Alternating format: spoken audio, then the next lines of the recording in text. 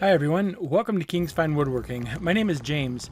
Today I'm going to show you how we built a raised bed garden. There's a bunch of interesting characteristics about this garden, and the first of which is that it's a very low budget garden. The whole thing is actually made of Douglas fir, so it's not specialty lumber, pressure treated, or anything like that. And secondly is that it was actually sponsored by one of our viewers, the whole thing. So if you're out there listening, this is for you, Eddie Cortez. Thank you very much, and Rupa is delighted. A lot of you are out there probably wondering, why on earth would I go through the trouble to build a raised bed garden out of material that for sure one day is going to start to rot? And I'm going to tell you why I've done that and why I've made the choices that I've made. I actually have a lot of experiences with this material, and we're going to get into that as I go through the video. Now the build itself is really pretty simple. There are 5 basic planter boxes that we build, and we set them up in an array, and I connect them in such a way that the connection areas are also planter zones. And we start out with some 4x4s, and I'm going to cut these all to specific lengths, and I'm going to show you how we put this together here. I did want to make it such that I have a fence because my daughter's dog comes over quite a bit with her, and I don't want Lily, you probably have seen her in our videos. She's a big Great Pyrenees, and I think she'll probably get in there and tear up the garden. So we've got a little bit of a fence around the perimeter to prevent that from happening. Now if you think this is something you might want to build, I do have a complete set of plans, and I'll link to that in the description down below. Here we can see some of the parts for one of the assemblies. So I'm going to start out by using a big rafter square. A rafter square is a little bit bigger than a speed square. It's about 1 foot long, and help me get a little bit better of an angle to make sure that we're starting square. And I'm just going to attach one of the 2x6s here to one of the vertical 4x4s. Now for each planter box, the 4x4s that are tall, they're going to be tall on one side. That's going to be the outer perimeter, and that's what I'm going to attach the fence to. And then the ones that are on the inner perimeter of the planter box walls are just going to be a lot shorter. And we're just going to use nails. I'm actually using a ring-shanked galvanized nail, so the nails aren't going to rust. And you can see my daughter Maya is doing the bulk of the assembly here, and she's with her boyfriend who's helping us out put these things together today. It's actually a pretty simple project too. It's something you can do in 1 or 2 days. It doesn't take a whole lot of time to put together something like this. So you're going to be wondering, why would I bother to use ring shank galvanized nails if I'm just going to use Douglas fir? And the reason I'm using Douglas fir is because I built a planter out of it. Actually, more than one occasion I have done. I've built a little short planter out of it that I've set on the ground outside, and after 10 years, the planter still was not rotted all the way through. In fact, it held the dirt just fine, and there was no problem. I've actually also built small planter boxes, little round circular planters and little round square planters that we've set out in the yard, made of Douglas fir, and I've made them out of southern yellow pine that weren't treated. Those have also lasted more than 10 years. In fact, by the time they got around to where they would have probably rotted anyway, I was tired of them and we wanted to get rid of them. And I don't know that I want to have this garden in the backyard for the rest of my life. So rather than spend twice the money on cedar or 1.5 times the money on some sort of a pressure treated, which I'm not comfortable with the chemicals in that, I figured it would be better for me to go ahead and do this out of Douglas fir, and I know it's going to sit here for at least a decade. Maybe it would sit here longer than that, but I don't know if I'm going to keep it that long anyway, and at any rate, it's going to be a good experiment to kind of see what happens as time goes by. Now here you can see Maya is nailing together the short planter wall, which will be the side of the planter wall that comes on the inside of the garden. And we've chosen to have 3 2x6s tall, the walls for this planter garden all the way around. You know, that gives us about 16.5 inches because 2x6 is about 5.5. That seems to be a pretty good height. We're going to fill that with planters mix, and then we don't have to bend over too low to get in there to check on the plants or to weed it, and it's not going to be so tall that we can't reach the vegetables off of the taller plants like the tomato plants and stuff like that. Now, I know there's a few debates out there as to whether or not pressure treated lumber is safe for vegetable gardens, and I'm not really going to get into any of those debates, but I'll tell you that I am a chemist. It's what I did for most of my life, and I'm not at all comfortable with putting plants in here that we're going to eat that have been grown in pressure-treated lumber. I know for a fact the chemicals from that will leach into the soils, and I know for a fact some of that will be drawn up into the plants. Exactly as to how much, I don't know, but I'm not going to have that. I would rather use plain wood, whether it be something like this Douglas fir or southern yellow pine, or if I want to spend more money, I would go with cedar. I'd go with something, or redwood, a wood that has a higher tannic acid that's not necessarily going to rot or decay.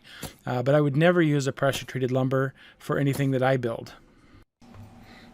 Here Maya is nailing the ends onto the two sides, the two long walls of one of the planter boxes. You can see that one of the long walls has got tall 4x4s. That's where the fence is going to be on that section. And the inside, of course, has short ones. And it's going to be the same thing. She has a little 2x6 laid horizontally there at the bottom to get a nice flat surface so that we can make sure that the two sides are perfectly flat on there. And that just keeps the box build relatively square, since the ground, of course, is a little bit uneven. The other cool thing about this project is it can really be done with a very minimal amount of tools. You certainly don't have to have a nail gun. You could drive screws in here, or you could simply hand drive nails. That would work just as easily. And that plus a circular saw and a square, like something like this rafter square, is really about all you need. Here you can see they're doing the other side, and you can see that 2x4 laid flat on the bottom, or 2x6, sorry, laid flat on the bottom to give us a nice flat surface to start our first vertical 2x6 there. And we'll do the same sequence here. We're just going to build up 3 2x6s on this side as well. And that's really all it takes to complete one of these boxes.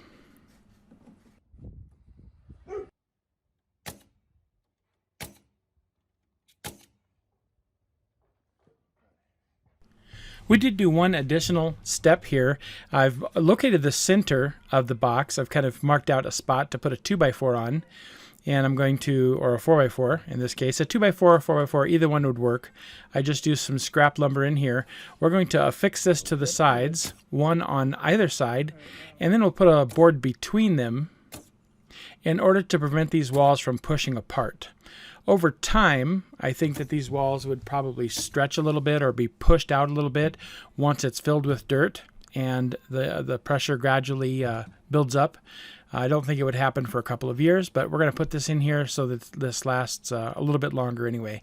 And you can see the 2x4 there that we're putting across. And that's just going to kind of help hold this box together in the long run. And it really doesn't take up that much space on the inside of the box, so it's not really going to take away from your planting area too much. We're still going to just fill the whole box with planter's mix anyway. And once that box is done, we're going to just carry it in place. Might have been smarter to build it in place, but you know, we didn't really think that far ahead, of course. And here Maya is building the shorter wall sections, which are going to go between the main planter boxes to kind of fill out the overall shape. And before I forget, I wanted to take a moment to ask if you enjoy our channel and the videos that we put out, if you would just take a moment to click that subscribe button down below. It's how we grow, and we really appreciate the support. You can see where they're going to go here. She's going to put them between two planter boxes, which are oriented over against the back fence. And it's going to fill in the area. We're going to put one right there and one about 2 feet forward of that point and kind of create another little planter zone in between. And you'll kind of get a feel for it when it all comes together and you see how it all looks. And this part she's going to screw together because in the future we may decide to relocate this planter box to another location, the raised bed garden itself, I suppose I should say, to another location, and it would just be easy if we could pull these individual walls out and then move the planter boxes themselves separately. After we installed our shed last fall, our whole backyard's been kind of in a state of disarray, and we cut out a lot of the rest of the sod. We're planning on doing a complete re-landscaping of the back, and so that's why the possibility exists that we may move this raised bed garden. I think it's going to probably be here, but in the event that it's not, it'll be easy to disassemble and take the boxes elsewhere. And you can see this is the second wall, that's a little bit in front of that first wall that's going in here. And that's going to be a portion of the raised bed garden as well. Hopefully here you can get a little bit of a sense of how that's going. You can see the little short walls in the back that are kind of attaching those three main planter boxes together. And then we've got a front planter box that we're turning at an angle 90 degrees to the back one. We're going to put a little short wall in there too. And all those intermediate spaces in between are going to be walking areas. So we can walk in between each of these separate sections and easily access the garden area.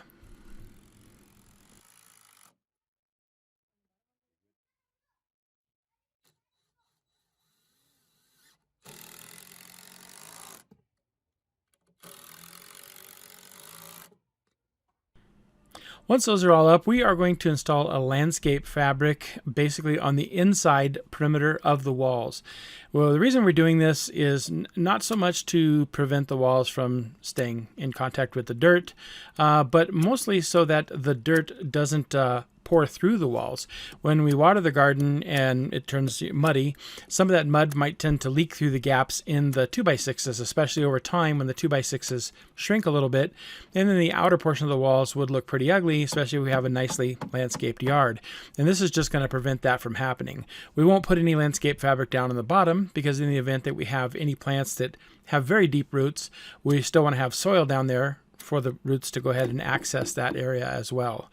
It does have the added benefit that it will probably slow down some of the rotting of these 2x6s, but here again the main purpose is just simply so we don't have dirt or mud escaping through the joints or the gaps between the boards.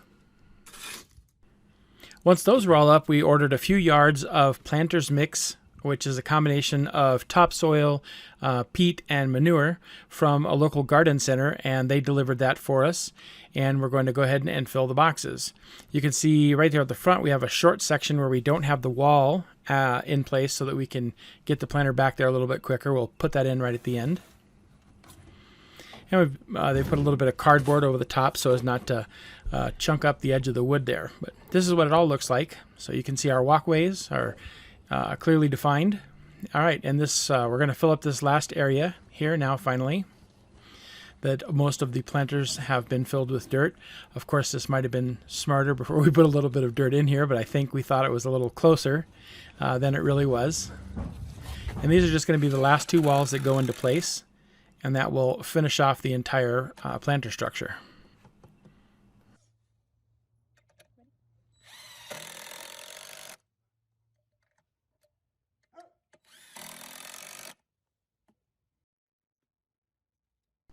This will also help complete the border around the entire exterior to allow us to get a fence around the perimeter easier as well.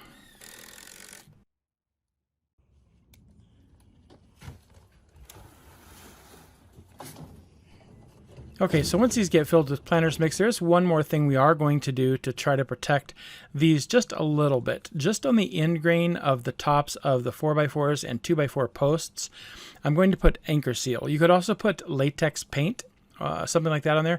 What that's going to do is that's going to really prevent standing water from just soaking down in there and disintegrating this really quickly. It's going to, if we don't do this, it's going to splinter and chunk up pretty fast, probably within just a few weeks or a few months, which might affect the integrity of it. It might not, I'm not really sure, but I know by doing this, it's going to allow the posts to have a considerably longer lifespan, and they'll end up lasting just as long as the rest of the 2x6s. So now working at the entrance to the planter garden, at the area where the gate is going to go to allow us to get into it, we're going to put some 2x4s and some 2x6s to flush out this the post to get it out to be flush with the 2x6 wall. It's going to allow us a place to attach the gate and on the sides, the inside there, and it's going to allow us a place to attach the fence on the front. So on the inside portion here, we're going to do a 2x4. And then we'll just grab a 2x6 when we come around to the front. And you can see that's going to look a little bit nicer. It's going to square up that corner a little bit. This is the left side of the entrance. And then, of course, we'll follow up and do the exact same thing on the right side entrance also. That way there's a location for the gate to attach right in between these two.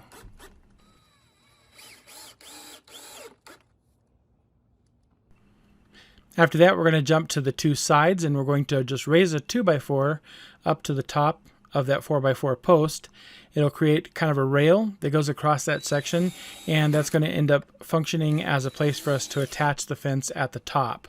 It's going to end up being flush out, plumb to the same distance out from the post at the bottom 2x6s are. And we'll split this one right in the middle here so that we can run another short section of 2x4 on to the end.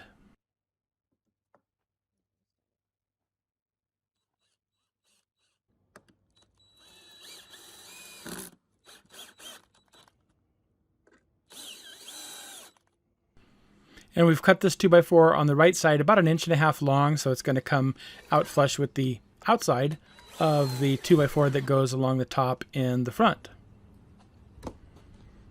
That's what that looks like from the side there. And you can see we've got the ones attached on the front at this point also. And then we're going to cut our sections of fence next. So this material is called cattle panel. This material is very economical and it's very rugged. It's a very heavy gauge steel. We got it at a tractor supply store near us. Any place that sells horse feed or cattle supply or any tractor supply. And there are also many hardware stores that sell it. And I think we paid around $22 per sheet for this. And it's actually 16 feet long. So it covers a whole lot of area for not a whole lot of money.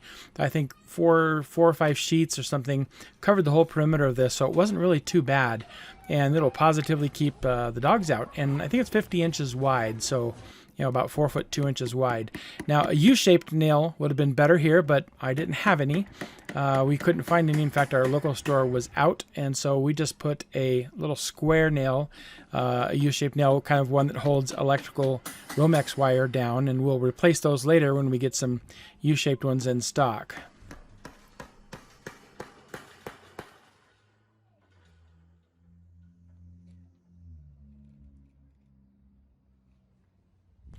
When we were finished with these, we added a few zip ties to the corner, but all in all, we put these about every other joint, and they actually ended up holding it really strong. We couldn't pull it out no matter how hard we yanked on it, so we do plan on replacing them, but I think if you wanted to go with something like this, you could, if you couldn't find the U-shaped ones. They actually ended up being pretty strong. Next, it was time to build the gate. It's just a really simple gate. It's all made of 2x4s, just a square frame, and then an X shape in the middle. We thought the best way to attach it would be some pocket screws, and you can get the exterior rated screws. They're the blue screws for pocket screws. We use a Craig pocket jig. If you're interested in any of the tools that we've used in this video build, I do have a link to all of those in the description down below. You can go down there and check it out. And pocket screws are actually really strong. I've got a video on how strong they are, in fact. But we're going to put the perimeter of this thing together with pocket screws, and then we're going to put the wire on the front of it. And that actually made for a really rigid gate. And these are the blue screws that I was talking about. These are all-weather screws made for outdoor usage. And they make them different lengths, of course. They make them to use in 2x material.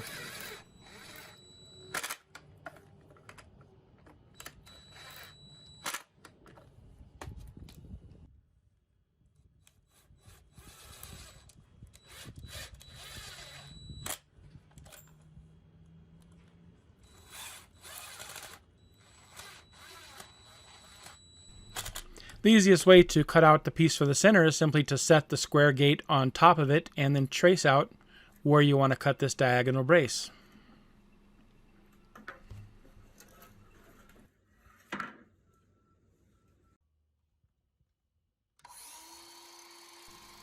And of course that's easy enough to cut with a circular saw. I got a few comments about Maya's use of the circular saw when we did our shed build and how people might be concerned with her hand placement and that she might not know where the blade's at. But I just want to assure everybody that she's probably cut thousands and thousands of boards in the last 11 years or so that she's been using a circular saw, and she knows exactly where the blade is at all times. And of course we're just going to use pocket screws for this assembly as well. We'll put one pocket screw in each of the two faces there. So one will go into the side rail of the fence and one will go into the bottom rail, or top rail as it were. And that'll lock this diagonal brace in.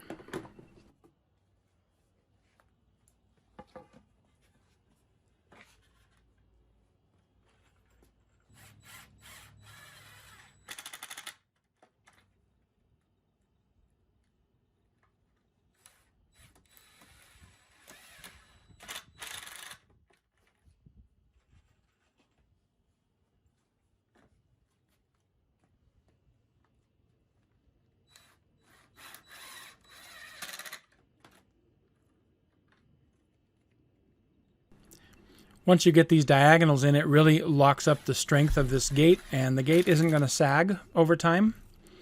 And this also helps just to keep it rigid.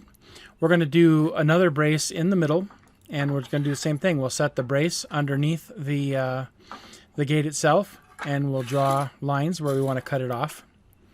And we're also going to pocket screw that, and we'll put that together in the exact same way. And this is the little X-frame that I was talking about, and that really will complete the structure of the gate.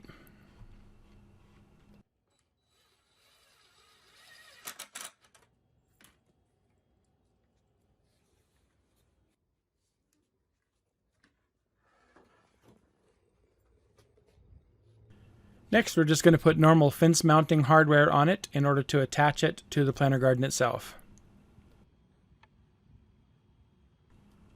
Once again, I just want to give a shout out to my viewer and friend Eddie Cortez, who sponsored this build.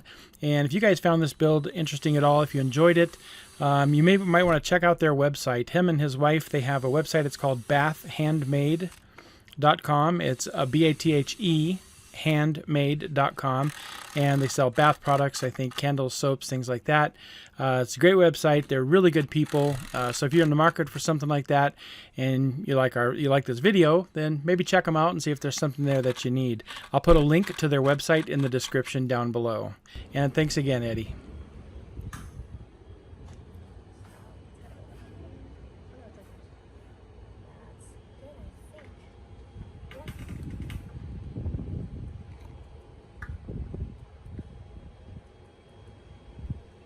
So if you end up doing something like this and you get any of this cattle panel to work with, you'll find that these bolt cutters really make it easy to cut. You could easily cut it with a grinder or a hacksaw, but it's going to take forever compared to the speed of the bolt cutters. We found it was easier to put the gate up before putting the wire on. This allowed it to go on a little bit easier without the wire in the way or not carrying the weight of the wire with it. And then, of course, on the wall side to the right there, we can just put the wire right over the hinge. And I think that that's going to make it a lot easier.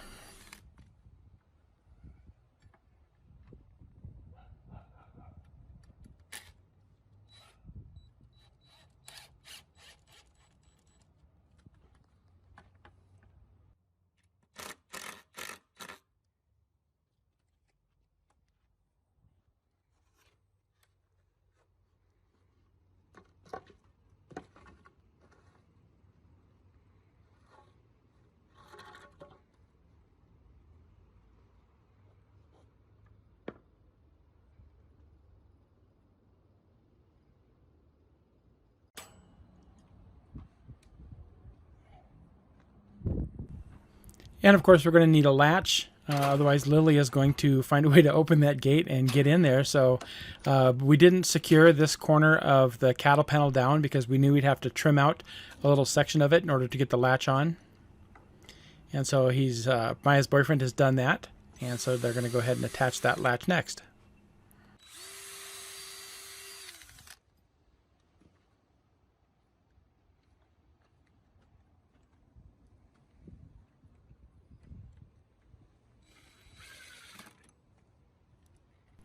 A lot of this stuff you don't necessarily have to pre-drill. I tend to pre-drill gate hardware, however, whenever I'm putting it in, because it's usually in the spot that I definitely want it to go, and I don't want to end up splitting a board and, you know, maybe having to relocate a latch or relocate a hinge or something like that. So when it comes to stuff that I want to make sure, you know, if I've only got one place to put it, then I usually always will pre-drill.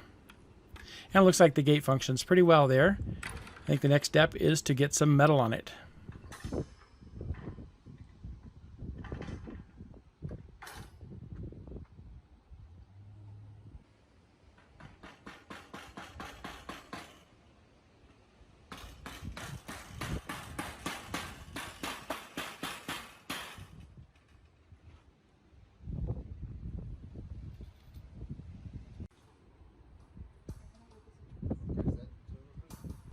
Once again, if you guys want to build something just like this, I will have a link to the plans in the description down below.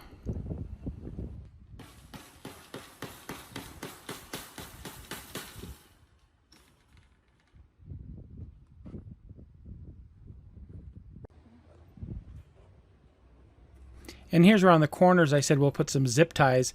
These are pretty heavy duty zip ties. I think they're 24-inch zip ties. They're ready to hold 175 pounds.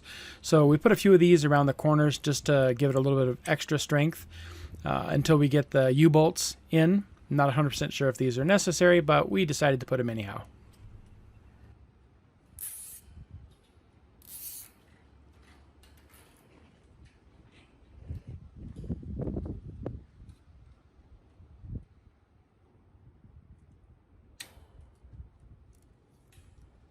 We got these things on Amazon. I think it was around $15 for a pack of 50 of them. And they're pretty handy. We actually used them to put some pretty cool stuff up, some archways inside of the garden area too afterwards. So you'll kind of see some glimpses of that right at the end. Then we did go back through and just kind of hand file the really sharp edges of that wire where we cut it on the way in and out of the gate so we didn't get poked on it. And there you go. This is kind of the preview of what this looks like. You can see it's got distinct walkways in there, and all the walkways are 3 feet wide, and every area that has planting can be easily accessed from the walkway. The planter boxes, which are in the very middle, are a little bit wider than the planter boxes around the perimeter because those can be accessed from either side. I hope you guys liked this video, and if you did, I would really appreciate it if you could click that subscribe button down below, and if you click the little bell icon, that will notify you of future videos that we have coming out. And I'd like to say thank you to all my Patreon supporters, and if any of you are interested in helping to support the channel, we do have Patreon, and there's a link to that in the description below too. That wraps up the build for today. I'm going to end with a couple of more shots from 2 weeks after this. And like always, thank you for watching.